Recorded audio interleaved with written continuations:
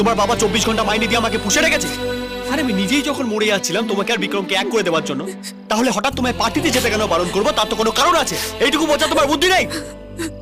ব্যাস, এই কাঁদবে না, একদম কাঁদবে না। একটা কথা মাথায় ঢুকে রাখো, এই 6 মাস you are my responsibility. Got it? আমি কাজকর্ম ছেড়ে তোমার পেছনে সিকিউরিটি গার্ড হয়ে ঘুরে বেড়াতে পারবো না। এই কথাটা যদি মাথায় ঢোকে তাহলে এখানে থাকবে, তাহলে বেরিয়ে যাও, বেরিয়ে যাও।